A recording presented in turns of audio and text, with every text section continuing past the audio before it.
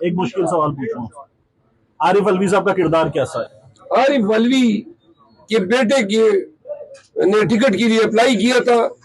मैंने उसके बेटे को टिकट अवार्ड करने की मुखालिफत की थी और मैं जाती तौर पे समझता हूं कि पाकिस्तान तहरीक इंसाफ से उसका पता साफ हो चुका है।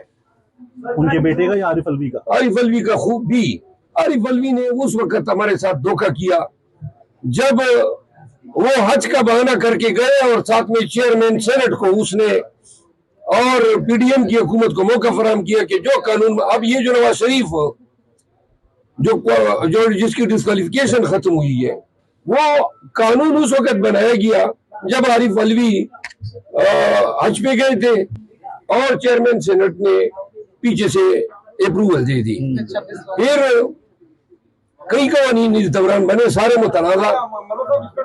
फिर दूसरी बात, आर्मी एक्ट और जो 1923 का जो एक्ट है जिसके तहत साइफर के ट्रायल हो रहे हैं, इन कवानीन में अमेंडमेंट आरिफ अलवी साहब कहते हैं कि मैंने तो एग्री नहीं किया था। आपने नहीं किया था तो डिसएग्री आपने किधर किया था? आप डिसएग्रीमेंट लिखने के पाबंद है, आप भी देते।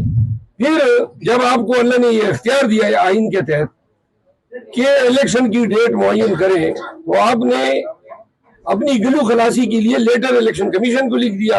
हद होती है, पार्टी पे क्या हो रहा है, क्या हम पे गुजर रही है और आप किन को खुश कर रहे हैं। तो लिहाजा आप आरिफ अलवी साहब जो है वो रॉन्ग नंबर निकला है।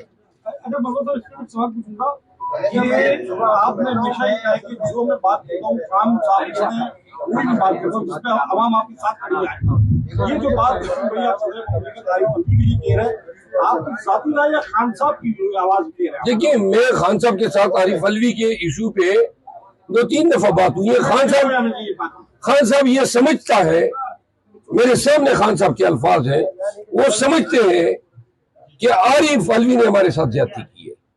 इन तमाम का खुलासा ये